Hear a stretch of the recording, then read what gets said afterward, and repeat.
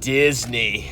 What are these madmen and women doing with all these amazing franchises, all these amazing stories that have touched the lives of millions of young people who have grown up to appreciate all the beautiful stories they were told?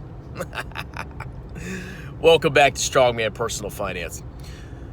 I just wanted to give my honest thoughts about Disney, because I hear a lot of chatter about Disney stock, and I hear a lot of chatter about go woke and go broke, and whether Disney has betrayed its fan base and is dying.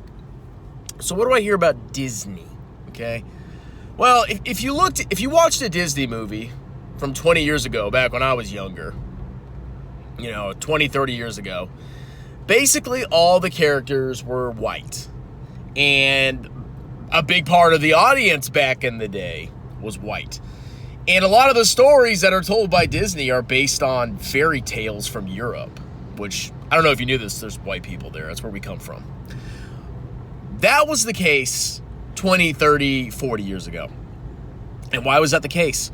Well, back in the day in the United States, we had a very, very simple racial divide, okay? We had basically a ton of white people. Between 80 and 90% of the population was white, and the rest was black. So it was a white-black dichotomy.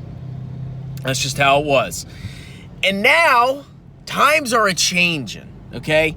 Now you watch Disney, and you notice that a lot of Disney's, iconic characters, like most recently Snow White and the Seven Dwarfs. Look at the Seven Dwarfs now. Even I think it's funny. It's hilarious.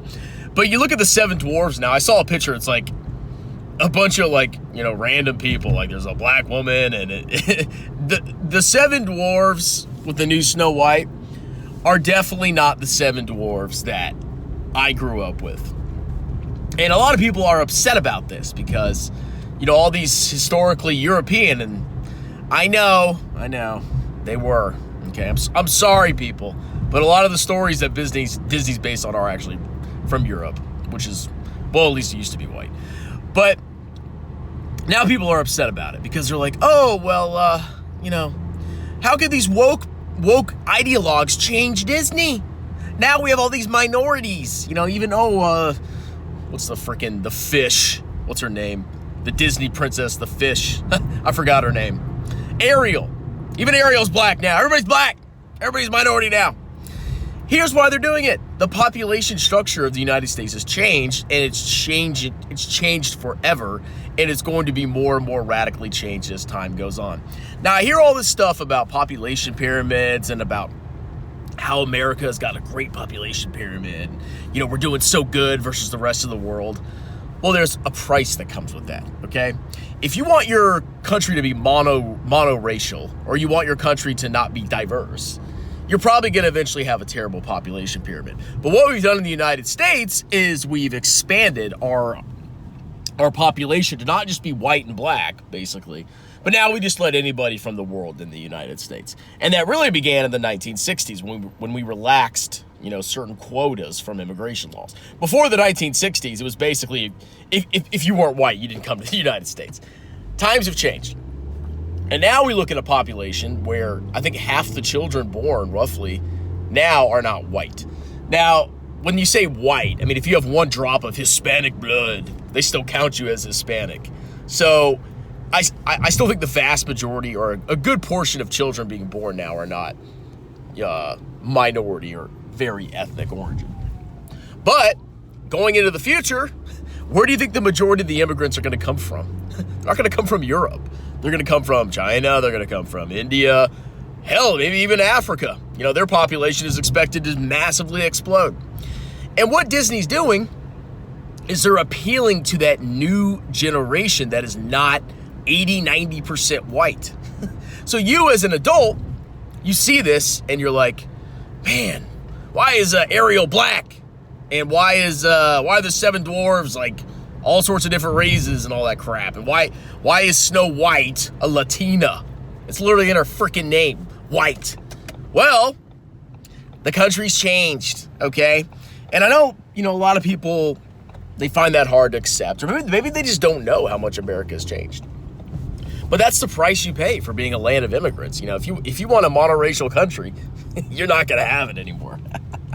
So I think what Disney's doing is they're just appealing to that new generation, which is not as white as it was before. And guess what? It might work out for them in the long run. They're getting all this backlash of, oh, the dwarves are black. And oh my God, Ariel's black. But guess what? In 20 or 30 years, America's going to be less white and less white and less white and less white. And guess what? Nobody's going to care because the older generations like me and people before me, we're going to die off. Okay, you can complain all you want, but at the end of the day, this is not a white country anymore. I mean, you wanted your population pyramid, you got it. But personally, it doesn't bother me. I don't give a crap about Disney. I don't care if the seven dwarves are black or whatever they are. I don't care. I don't watch that crap anyway. But you can't be surprised when your country has ethnically changed from not just white and black to more races, and there's more percentage of those races that are represented in the younger populations. Why are you shocked that there's minority characters now at Disney? You got your population pyramid. All right, guys, that's my thoughts on Disney. I mean, like, will it work out for them? I don't freaking know. I'm not buying the stock. But stop acting surprised when Disney has, you know, a random person with a different race than what it was historically for the character. It's not going to change, okay? We live in a new paradigm in the United States. So you go ahead and cope all you want, but you just got to learn to live with it. Talk to you later.